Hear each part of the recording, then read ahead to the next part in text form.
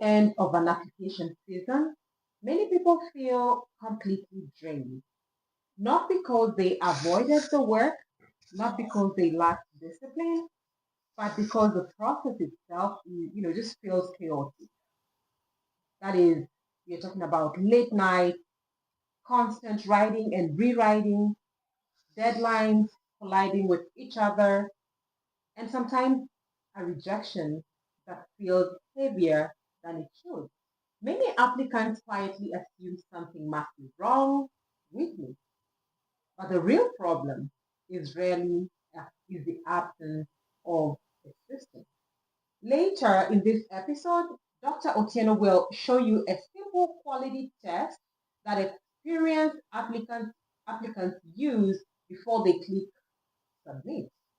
Once you see it, you will know immediately whether an application is ready or not. But first, we need to understand why smart people burn out in the first place in the whole process.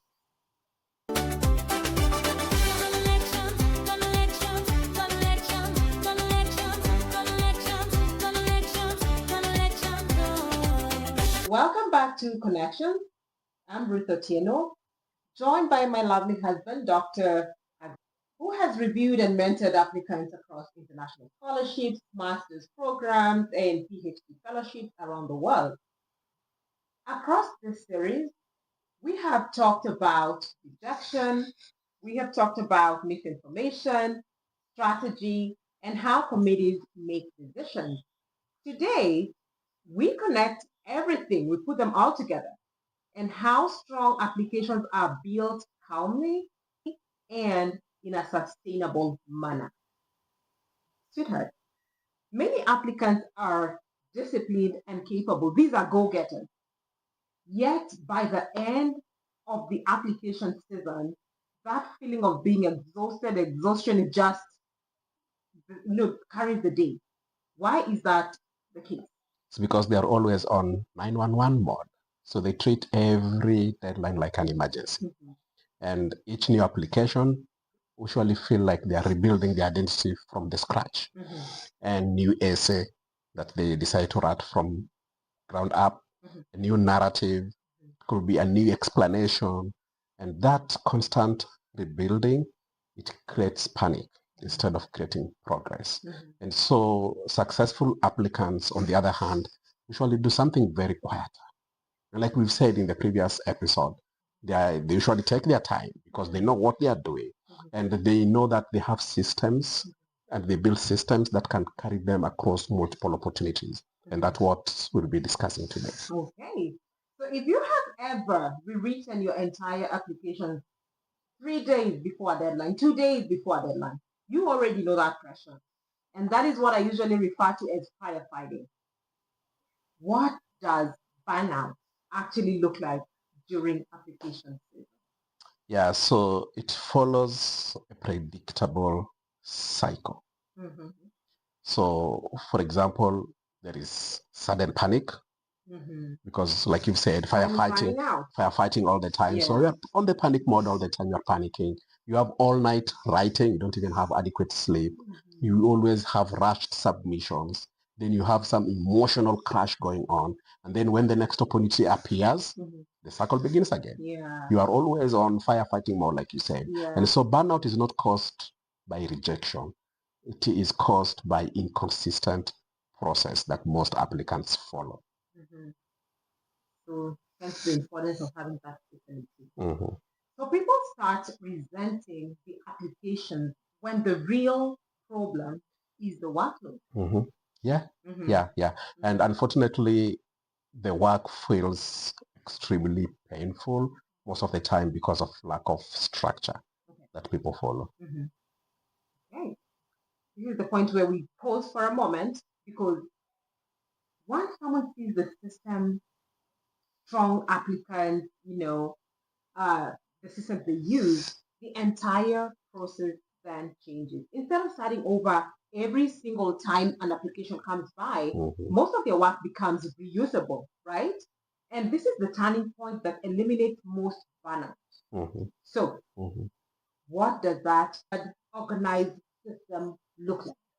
So strong applications usually move through stages. And I like to talk about three main stages that they pass through. So the first one is what we call core assets. So core assets are those materials that rarely change. This includes a master CV that we must all have, your central narrative, and your referral list. So you must have a list of recommenders. And then, of course, you have your transcripts and certificates. And all these are your professional foundations. Then number two is the program adaptation. So here you adjust emphasis for the specific opportunity that you are applying to. So you are not rewriting your entire file, and what you are doing is just to translate your story so that it can fit the program that you are applying for. And then the third one is packaging and submission, and this is the easiest part, especially if you've been thinking over it for quite some time. So this includes taking care of the right formatting, making sure that you've proofread your submissions. Of course, you must upload it. I've seen people who think that they've uploaded, but they've not. And then at this stage, there's no deep thinking left. The only thing that you need to do is to execute. So chaos most of the time happens when applicants try to think, create, and finalize at the same time. Then that is problematic. Viewers, remember the word count counts. That's true. No more, no less. That's true. So you often mentioned something called a master application file. What is that? Yeah, so I want viewers to think about it as your professional memory. So one organized place that contains all your strongest materials. So it could be maybe a hard drive or wherever, and you have your best CV, you have your core personal statement is there, you have project descriptions that you can pull from, you have leadership examples that you can make use of, you have career goals language. You remember we are talking about spine statements in the previous episode. And then you also have referee information. So instead of rewriting your life repeatedly, what you need to do is to just refine it gradually. And so most of the time, experienced applicants, what they do is to improve their materials across the years, not weeks. Okay. So preparation in this case becomes cumulative. Yes. And then also every cycle now becomes extremely very easier than the one before, because you have that professional file that can always go back to. And as we said, viewers, you're not just applying everywhere. So you're not reinventing yourself all over.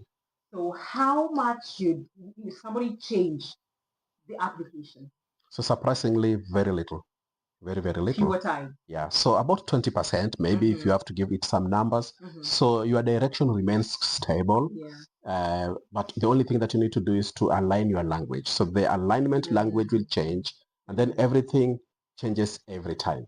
For example, committees, when they sense uncertainty and you keep on changing everything every time, then that becomes risky. So that stability then signals maturity. Yes, and then we know, like we've been saying, I think throughout this season, is that coherence builds trust. Important. So how should applicants realistically manage time is the most important aspect? Very, very good question. So most of the time I like thinking, we talked about outcomes. So think about where you want to be at, then work backwards. So think from the deadline, come backwards, and then create internal milestones that will take you there. So you have the first draft, you have the feedback stage, you have revision time. So you know you have appropriate time to have revision and to get feedback from professional colleagues, and then do final review. Then after that, do some submission buffer. Don't wait until it is at the 11th hour. Maybe give yourself 48 to 72 hours for you to submit. There's no perfection. We can never talk about it, but at least there'll be some peace of mind. And then calm submissions most of the time, when we produce them within the right time and we plan ourselves, then we are a little bit more calmer when we submit our applications. So even with system, emotions sometimes are still involved, actually most of the time. How can applicants protect themselves from that? So too emotive. Yes, so we'll talk about three principles. So one, limit simultaneous applications. Many times people do it. Then do separate preparation season for submission. Then another thing is never attach your identity to one outcome. What you need to do is that we are managing a process and you are not defending your worth. What you are going to do is to show your trajectory and show the direction that you are heading towards to. So earlier you promised viewers a simple quality test. Again, before submission, what should that test look like? What is that? Questions. I like telling our viewers to ask themselves questions. We learn through asking questions. What is this question? So 4 questions this time round. So 1, is this coherent? Number 2, is it clearly aligned with the program I'm applying to?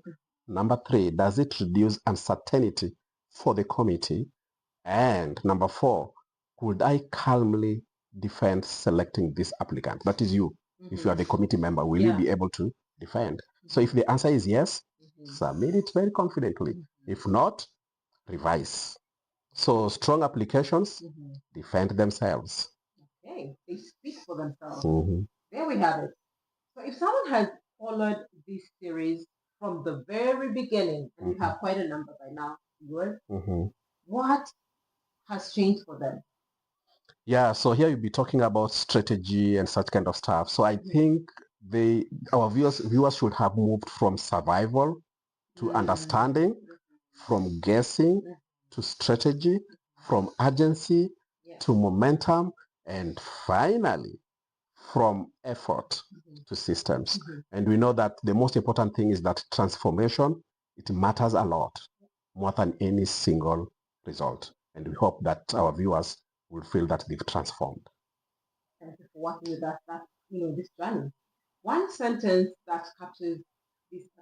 So today I will say that winning applications are not built under pressure. They are built through systems. And these systems are compounded over time. The keyword here is overtime. Yeah. So viewers, remember that reverse engineering where you're starting with the end in sight. So there's no jumbling in between. We get organized, we are coherent, and it goes on. So across this series, you have learned how to think differently, plan intentionally, and execute calmly. If you haven't done so, please join the connections.com community, subscribe to this YouTube channel. We'd love to have you on board. Tell us where you are watching from and share this series with someone still struggling silently through applications, firefighting, because this journey is not about surviving one deadline. It's moving you from the survival mode to being organized. It is about building lifelong access to opportunity. Thank you for watching.